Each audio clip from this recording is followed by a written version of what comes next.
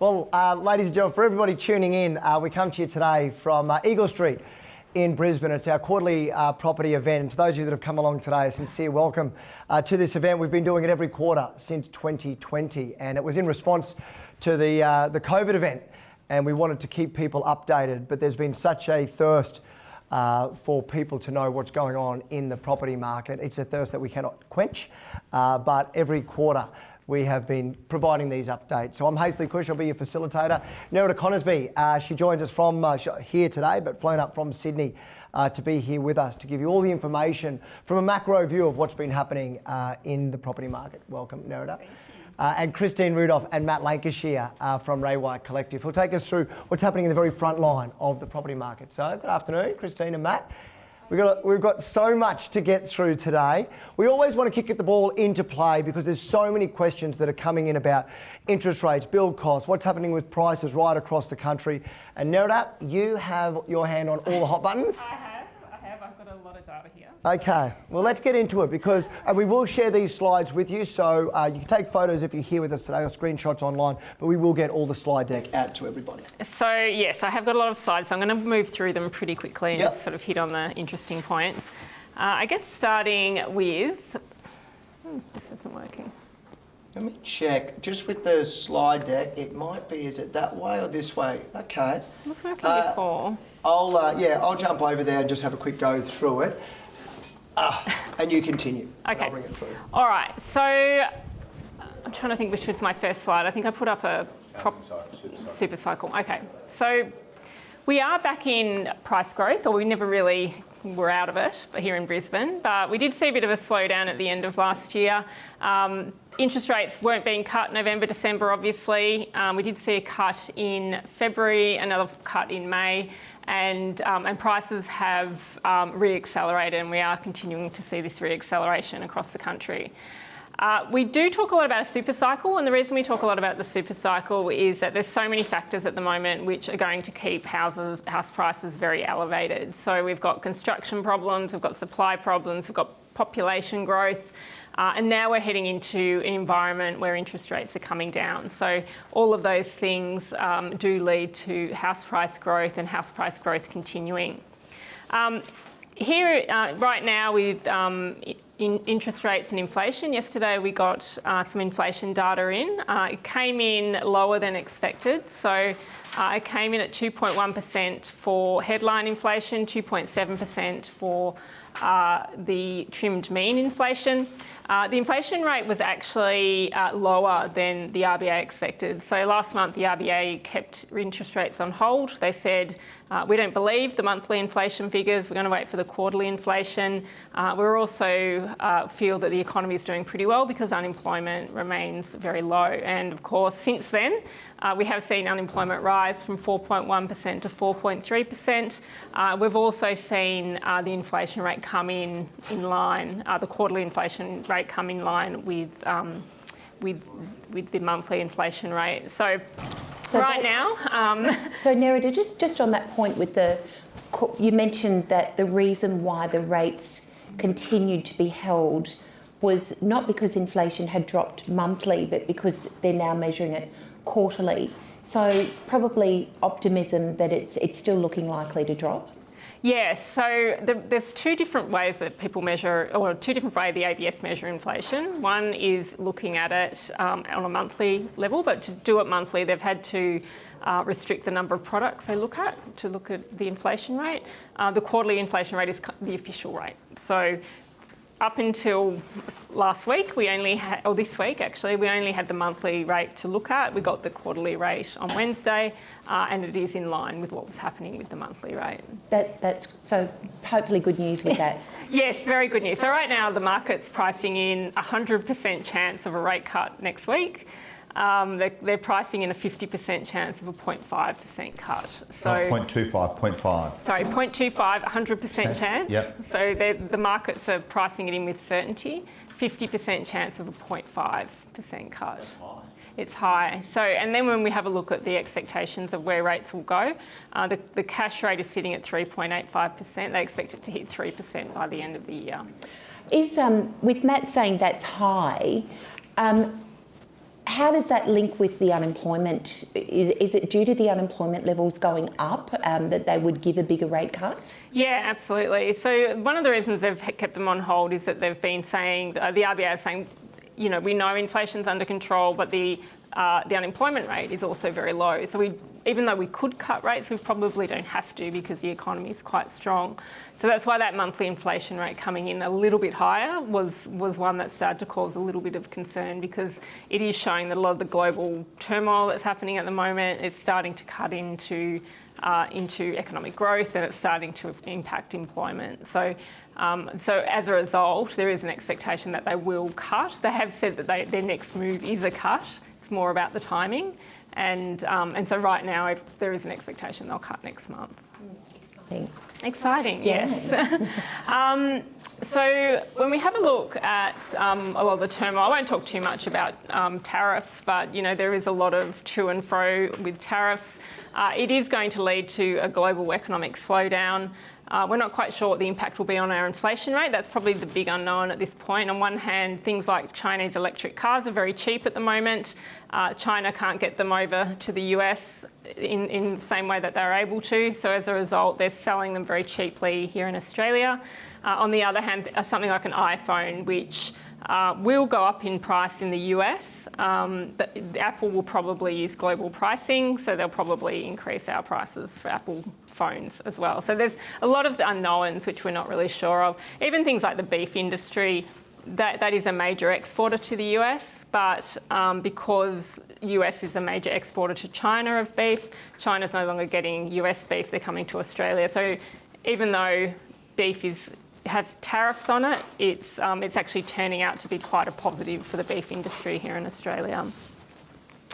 And then for property, it is seen as a pretty safe haven during economic turmoil, and also, of course, that lower interest rates will also benefit property. So, Nerida, I just want to make a point there. You just mentioned that we're probably going to see a global economic slowdown because of the tariffs being increased. What are your thoughts on speculation that Australia is fairly immune to that? That we are going to be looking in a better position to everywhere else? Yeah, we are in a good position because the US isn't a major trading partner to us. The bit that's the weakness in that, though, is that China is our major trading partner, and China will be impacted by the US the tariffs being implemented. So we will slow down. We're starting to see a lot of our exports to China slow, particularly iron ore has been impacted. So, but then, you know, there's just so many moving parts and so many complications with global trade. It is really hard for us to pinpoint exactly what the impact will be. I think, though, for now, China's slowing, Australia's economy will slow, interest rates are coming down. Next year is anyone's guess as to what the impacts will be, particularly around inflation. Here in Brisbane, obviously really good news on the Olympics. So this is, there's a lot of, this is probably the main study that came out a few years ago. We did look for an update to see if there was any updated studies, but there didn't seem to be. So overall, obviously, lots of really positive economic impacts to Queensland and Australia for the Olympics. Going on to the next slide, looking at what the major impacts typically are.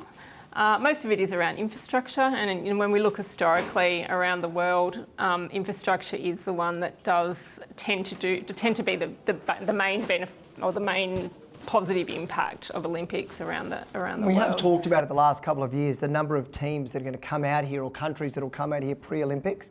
And they're going to update stadiums and facilities around the city. So you start to think, well, what have we got? You think like Clem Jones, you start to think about out at Chandler, you start to think about those sporting things. I think about the baseball diamond out near out near Hurston. And you think, oh yeah, all of these facilities are going to start to be upgraded by these countries, by these teams, and they're going to be there. They're going to be the hallmarks that are left behind of these Olympic Games. Well, generally they'll come out 12 months in advance. Yeah, some of them. And then they renovate all the stadiums, and then they leave it as a gift when they leave. So Brisbane's going to see some massive positive, particularly with sporting. They're going to see some impact on that for sure. Yeah, absolutely. So we have had a look back at previous Olympics, and there's some cities that do better than others. I think Athens was not so good. I think a lot of the infrastructure that was built maybe wasn't as high quality. These three, though, are the three that are generally regarded as leading to very positive impacts. So Sydney in particular, it did open up all of Western Sydney. We did see a lot of infrastructure going out there that previously wasn't there, and it really did kickstart that part of Sydney that had been had very little investment. London was quite similar, and then Barcelona was a very long time ago now, but it also was seen as having a very positive impact. That original Athens Olympics, though, they've still got a bit of their infrastructure Well, hanging around. this is true, haven't they? yeah. You know, they've got those hallmarks. They did that well. Those They did that original well, guys did a pretty good job. Absolutely. Okay, so looking around the country on house prices, still very, very similar trend in terms of which cities are doing better than others. Southeast Queensland, or really everywhere from Byron Bay, Tweed Heads, Gold Coast, Brisbane, Sunshine Coast really is one of the strongest markets in the country. Driven by population growth, of course. Perth has slowed down. It was running at about 25% per annum. It's now running at about 12% per annum, but still super fast.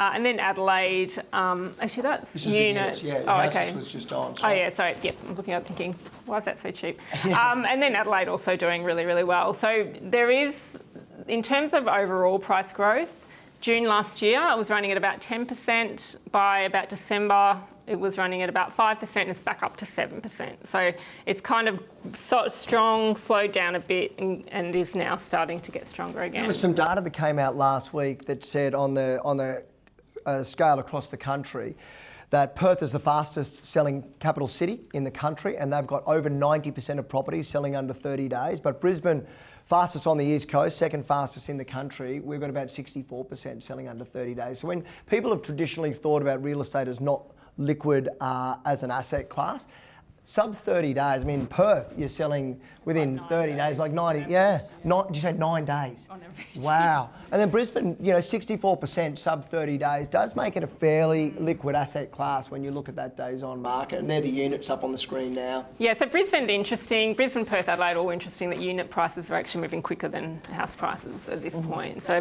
doesn't often happen, but it is at the moment. I think you actually said recently in one of your commentaries, Nerida, that unit prices are going up by 1% per month at the moment for Queensland. Yeah, super fast. Yeah, it's very unusual. It has a lot to do with very low levels of building, but also what we're seeing in Brisbane is people no longer can afford a house because it's become so expensive. One of the top performing markets at the moment over the past 5 years is actually, the top performing market in Australia since the start of COVID has been Ipswich. So Ipswich has gone from a 400,000 median, or 380,000 to like a 780,000 median. So it's I think I can great if you I can own. hear them cheering. I hear them cheering. It's, I was calling auctions there all through the late 90s and early 2000s, and you looked at it and you went, oh yeah, okay, it should be cheap, but not this cheap. And then you just start to see that roar up. Great infrastructure. Really good and infrastructure. wonderful schooling, Yeah. as well. Yeah, it is. It'll quite undiscovered, I think, but not now, obviously.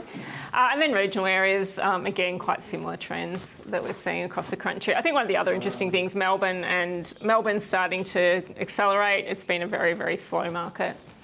Okay, so Brisbane house prices have re-accelerated. We saw, you can't see it, but there's a really November, December, it was quite flat, and then it's just gone boom as interest rates have started to increase. And then looking across the city, you can see there a wide mix of the top growth areas. Brisbane in the north, the fastest. And then rents, so that is the wrong heading, but they are Brisbane and regional Queensland rents. They have started to stabilise a little bit.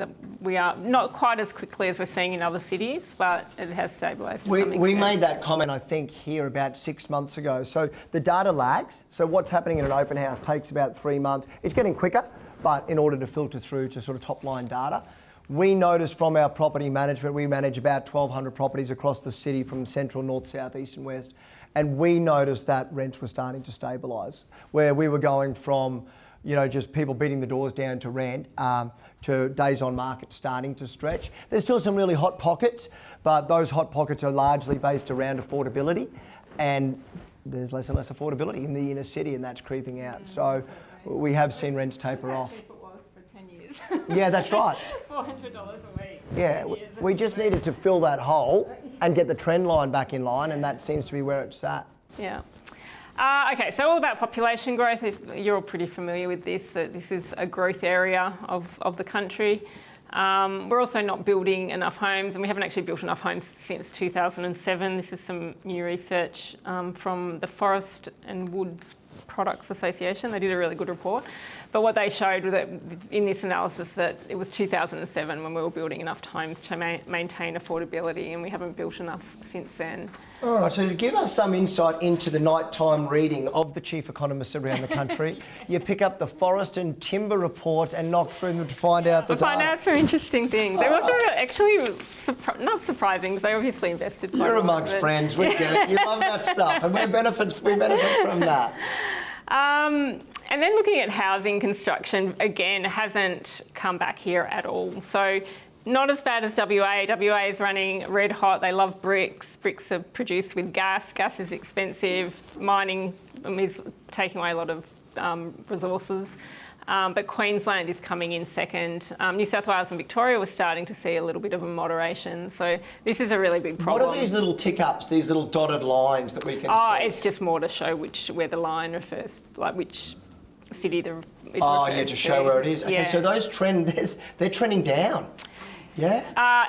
The growth is trending down. Yeah, So okay. it's slowing, but it's still increasing here in Okay. Queensland. So it's not good. It's not No. good to when you're wanting to build more in a city where you need more homes. It's not good.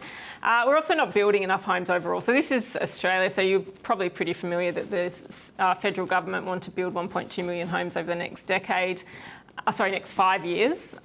We're up to only built 170,000 over the past 12 months. So we're nowhere near achieving what we would hope to achieve, and really the pipeline's not looking that great either. So it is going to remain expensive for that reason.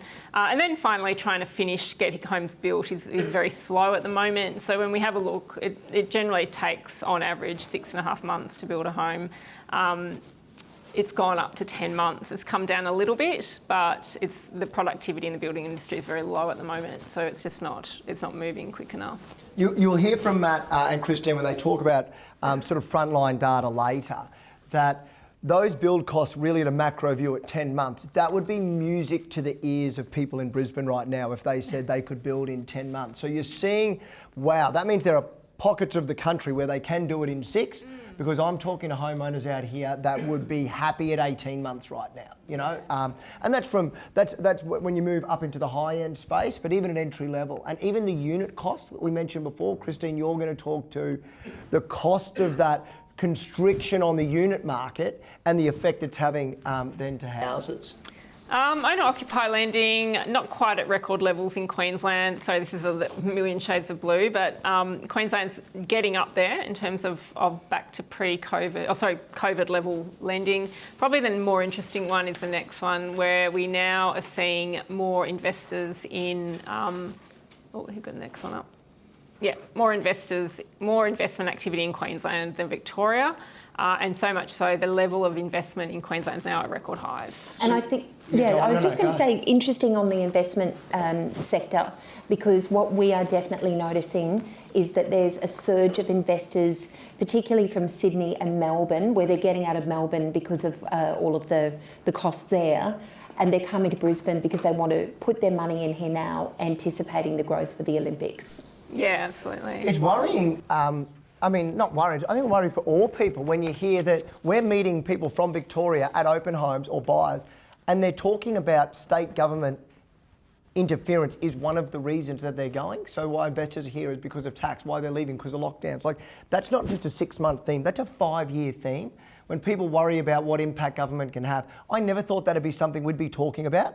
That buyers were saying to us, that is something, but buyers are saying that they're leaving because of delayed lockdown. They're leaving because of additional costs that have come in from a state-based government. It's really interesting that is affecting us. Yeah.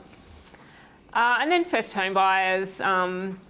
This data's not showing yet the full impact of all the incentives. I think we'll start to see a really strong pickup in first home buyer activity over the next 12 months because there's so many incentives available to them now.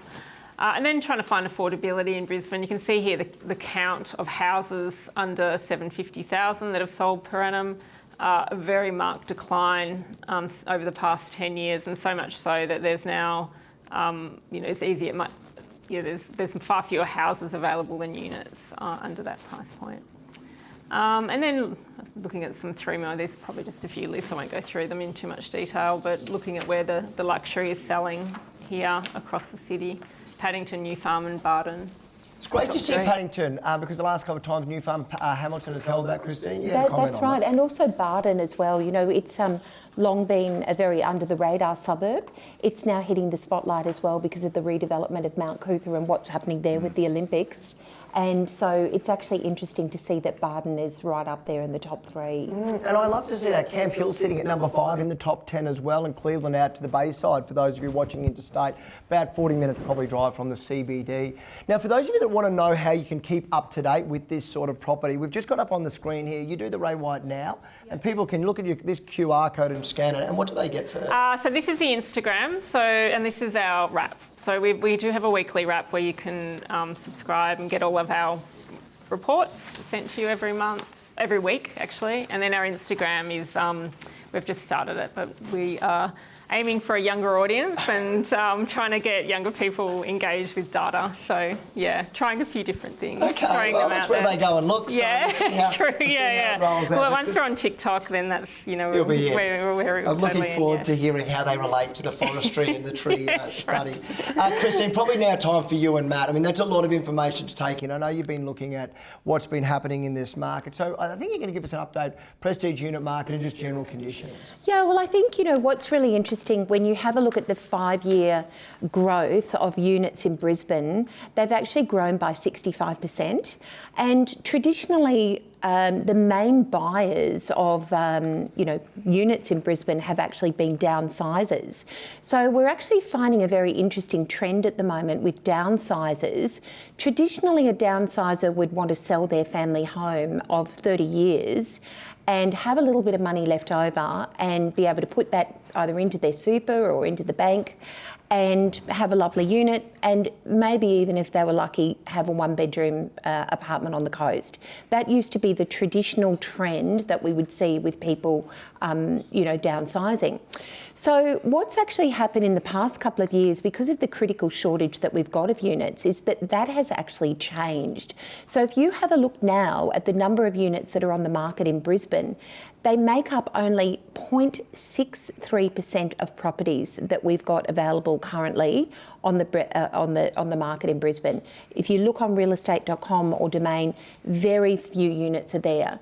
And what's actually happening with a lot of empty nesters is that they can take around 5 years to make a decision to sell their home, because it is a big decision. They've generally lived there for about 30 years. And by the time they get to make that decision, I've had 2 clients this year who've been sitting on the fence every year for the past 5 years, getting ready to go. Christmas time last year, I went to them and I said, your house has gone up by 8% this year. The apartment that you want to buy has actually gone up by 20%.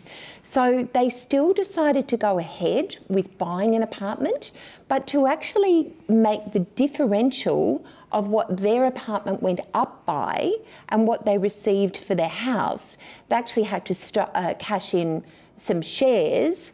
And the price difference was, around about 250,000.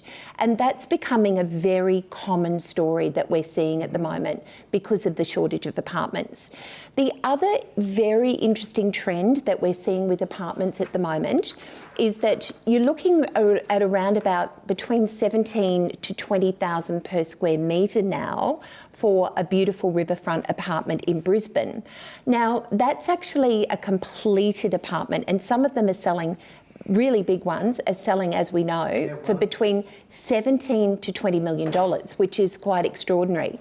Now, some people who would traditionally buy off the plan and have a 2-year lead-in to get into their apartment are actually now buying the completed stock, because if they want to buy an off-the-plan apartment, they're actually looking at double the price to get into an off-the-plan apartment because the construction costs have gone up so high. So they're around about 45,000 per square metre. Now, a lot of developers, if we move on to the next slide, a lot of developers at the moment are actually looking to the trend of where the next places will be. And what we always say to everyone is if you follow, and Matt's going to elaborate more on this next as well, if you follow where developers are investing the bulk of their money, it's actually a very good indication of where to buy in as an investment, because you can be very sure to have the certainty that your money is going to go up. So a couple of hot tips that we have. One of the most longest standing and respected developers in Brisbane, good friend of Matt's, Don O'Rourke, has actually just heavily invested in Yeronga-Pelly. And they're putting in a much needed, beautiful luxury apartment development there, which will really cater to the empty nesters in that area. But really cleverly tying in this development with the tennis centre, which is going to be the head for the Olympics there. So that's a really exciting development that's going ahead, 18 luxury residences. And they've also, with all the new trend as well in apartments is wellness. We're definitely heading to wellness. So there's going to be a really beautiful wellness facility in there as well. And they have just acquired the very last remaining waterfront site in Newstead from Mirvac. They've actually, if we have a look at the next slide, we can see this incredible development that they're about to do at Newstead. It is going to be absolutely amazing. So they've just bought it for close to 65 million. This incredible site here, and it is the last undeveloped riverfront parcel in Newstead, which really sort of goes to show that being in that inner city area is going to continue to grow.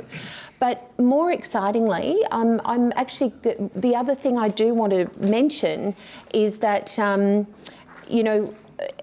there are some big things going ahead, and that's also influencing where people are buying in the prestige market, which, Matt, leads me to you with the exciting news that you've got for the Ascot Hamilton area. Well, Ascot, thanks Christine. Ascot, Hamilton and Clayfield in the last sort of 6 months have been the standout performer for high-end luxury homes across Brisbane. One of the factors is being there's 3 developers that have just bought on Racecourse Road. So Greyer, they're doing 37 apartments. You've got Fortis, who's out of Sydney. They're doing 12 apartments, but I believe that will change. And then you've got Silverstone and Blackwatch as well, which are doing 36 apartments called the Windermere, which is almost nearly sold out. So if you look at, the one thing with Ascot is it hasn't had the high street retail of Racecourse Road. So one of the issues has been over the past is that there's so many different owners of the street and there's no collaboration. So if you look back at James Street, when they built James Street Market, so you've got on one side of the road, you've got Patrick George and John James. On the other side of the road, you've got the Maloofs. And so they have done the James Street Initiative, which is a collaboration between all of them. So they can manage all of the restaurants, manage all of who goes into it. They protect all the rents so people don't go broke, and it's a lifestyle precinct. So that has injected a huge amount of good infrastructure, restaurants, cafes into New Farm. And when you look back at when they did that, the prices of New Farm, just from that one development, dialed up.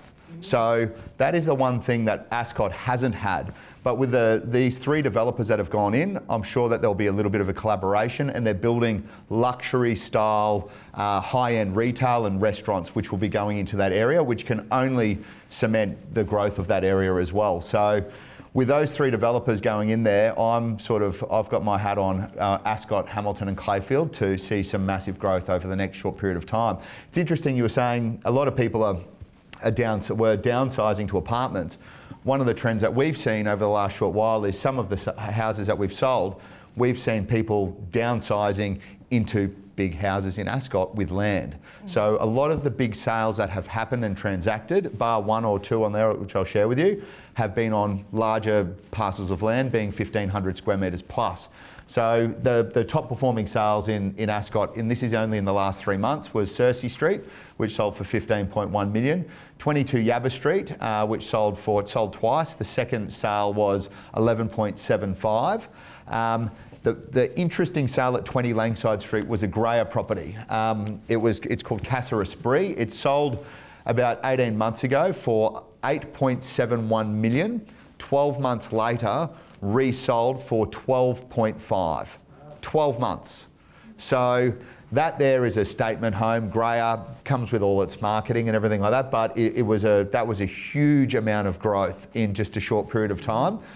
Kitchener Road is a great one. That's just sold for 9 million plus, and Mayfield Street, which is on a smaller block, that transacted for $5.9 million 18 months ago, and has just resold for $7 million and 80, which is seeing massive growth through those corridors there. So, and Matt, the other thing as well, a lot of people often wrongly assume that it is interstate and overseas buyers that are pushing up the prices, but it's actually locals. There's a lot of local wealth. Well, if you look at those 5 sales, only one of the sales was to someone from interstate. All of the rest were locals. Interestingly on that though, if you look at the 2, I won't mention the sales, but 3 of the top 5 sales there were all sold to people under 40 years old. So, which is incredible. So the amount of young wealth that's coming through is absolutely insane. I've never seen it before in my life. And these young people are going hard, fast, and cash on conditional offers. So, so 3 of those were sold to people under 40, which is absolutely insane. All right. Well, I need to go and have a good hard look in the mirror at what's been going on at the Cush household. Thank you. I mean, it's interesting to see. So what you've heard so far is the impact on both ends of the market. So at the 1 to 2 bedroom unit market, you have seen the sales under 750, they're drying up because the bottom end of the market is rising. The top end of the market is also seeing, you can see it there, that uplift in 12 months. When you've got these 2 bookends of the market moving together, it's that middle belly of the market that right now I think has the biggest question mark over it. In my conversations with agents, for whatever reason, they're probably not as affected by the construction restraints that maybe units are applying or the top end's applying. And they seem to be very interest rate reliant. And we're seeing it with buyers, they're a bit hesitant. They're waiting for this interest rate, but I think you said at the start, the banks or the experts are factoring in 100% chance, they can still get that wrong. That it's going to go. Well, what's going to happen then is competition is going to jump in and those prices will catch up like the other ends. It's the people that are prepared to go in front of the market now that are going to have the big, win. Hey, see, I just want to say you made a very good prediction at our last property event where you said that the gap in the market was unrenovated properties. And we've now seen land prices absolutely go through the roof. And unrenovated properties, the prices are quite extraordinary that we're seeing. I can tell you, I'm standing on the front line doing auctions. I did a 2-bedroom unit last week. They had 109 people through the front door. 109. They had 20 registered bidders. It's a 2-bedroom unit in a 6-pack. We did a block of land. I think we had 20 plus registered bidders. At Ray White and Mount Gravatt last week, they did 50 properties. They had 500 registered bidders at that event. 500 registered bidders. So when you hear this from the front line, it will filter up to the data eventually. When you hear it from the front line, where it's hot, entry level, where it's hot, prestige, the belly of the market, you've got a moment. But when that market goes, I think interest rates in spring will bring it. You've probably got about 30 days. I just want to tell you a couple of things that I've just noticed from conversations. The British and Irish Lions came out here about a couple of weeks ago. They've got their final test this weekend in Sydney against the Wallabies. Very lucky last Saturday night to get their win. $55 to $60 million came into Queensland because of that event. 55 to 60, that's the data that's been sent out. 55 to 60 million. 95% occupancy of the available apartment or unit, hotels, in Brisbane that week. So 95% occupancy, amazing. 55 to 60 million. This is one sport, 2 games. One sport, 2 games. You start... Definitely gave us a taste of what's ahead. Didn't it? Brisbane was buzzing. It was buzzing. I felt like I'd travelled to watch the game. You know, like there was so many of them. That's what we're in store for. When you start to think about what's coming, the excitement, the money that's going to come in, property prices is a part of it. It's going to hit the bars, it's going to hit the restaurants, it's going to hit the shops, the art gallery, it's going to hit everywhere, and that's going to whittle its way out into the market. I was going to say Howard Smith Wharf's probably with a benefactor of 50 million of that. Yeah. Oh. At Caxton Street, I was walking around going, am I the only one in a gold jersey? The other thing is I've been talking to our friends at Loan Market. So these people are a bit upstream from the real estate market. They do the pre-approvals. So they're talking about what's happening with buyers to get them pre-approved to go on and purchase. Paul Hickson's been working with our group for about 15 years, and he said something to me about 6 months ago, and I've been monitoring it ever since. And the percentage has been climbing. He would say 100%, but I think he means 90% plus. I said, but you mean 90? No one's 100. He has a client that will turn up that owns a property, many of them, and they say, I want to buy another property, and then I'm going to turn this one into an investment property and keep it. And he said over 9 out of 10 of those people, by the time they go and assess what it will cost them to hold that property, 9 out of 10 are changing their mind and selling it. So there are people in the market right now, because of interest rates where they currently sit, cost of living in general terms. Interesting news coming out of the market is I'm going to buy this property and keep mine, turn it into investment property. 9 out of 10 of them, by the time the rubber meets the road to do the transaction, are actually not doing that, right? And that's a general sign for the cost that they are mounting. Serviceability is tough for people out there. So they're not holding that investment property, they're selling it. Fortunately, there's a waiting market that wants that property, but that's sitting there for them. Just again, some data that we share every time. Open for inspection attendees, they're sitting line ball with last year. They're up over the COVID year of 2021, so we're now at 8,400. Our business is probably going, that may be reflecting in that as well. Unconditional sales, we're up on a 5-year trend line, almost exactly where we were in COVID, at 47 sales. So we're roughly trending to 1,000 sales a year in our group. So that's saying that the market is as strong as it's been in 5 years when you look at sales volume numbers. This is the rentals, and again, you can start to see available properties is dropping, right? This is something the state government has done, and I will give them credit. This is something they brought in. We were really a bit critical of it at the time. They said rents on a property can't go up more than once in a 12-month period. And we really pushed back on them as an industry and said, well, what if they improve the property? What if they sell it to someone else? What if they've got their friend renting it? And they've said, nah, doesn't matter. We can't manage all these different situations. One rent increase per annum, regardless really of what you do. That has had an impact on rent softening. And I think to the benefit of the tenant, that has played a role in stabilising those rental prices coming into the market. Affordability's played a big role as well, but that was one thing. We're still pushing back and critical on them on their break lease changes. We don't like that, but the other one is you can see applications are up, but I will show you again, applications are up in low-end properties.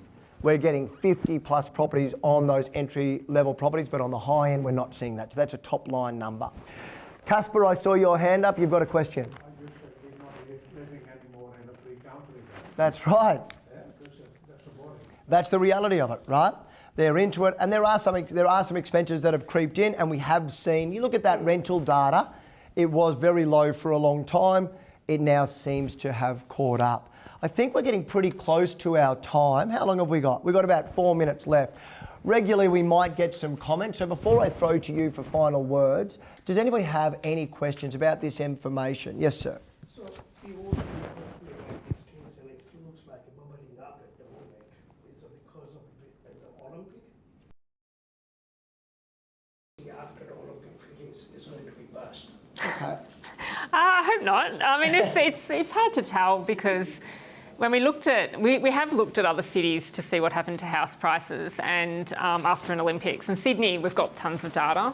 The interesting thing was prices, they came back, but there was a lot going wrong with the state economy and at that time. So it wasn't really Olympics bust. It was more that there wasn't a very strong state premier, unemployment was rising, and there was a lot of other external factors. A lot will depend on what the economy's like. I think, once the Olympics takes place. But I think overall, you know, the fact there's all this investment taking place, it's setting Brisbane up really well for the long term. Will there be a post-Olympics bust? You know, maybe not. You know, we don't really know. Probably to help you, one of the things that we saw, we've seen 3 levers since COVID. So the market in the late teens was okay, not what the market is today. The first one was through COVID, Brisbane saw an uplift in people coming into Brisbane. People where they were living became really important, and Brisbane lifestyle location, we saw an uplift, mainly from Melbourne, but a bit from New South Wales as well, seeing population growth. It was shortly after that we saw a major infrastructure change come to Brisbane, and that was Queen's Wharf development and then transport changes. And there was a lot of buzz and excitement about what Queen's Wharf would do for Brisbane, because it was going to change it from just a city where you drive through to get to the coast, and maybe especially our Asian neighbours might come in, stop and stay for a couple of days, then get out from there. Then it fell into the Olympics.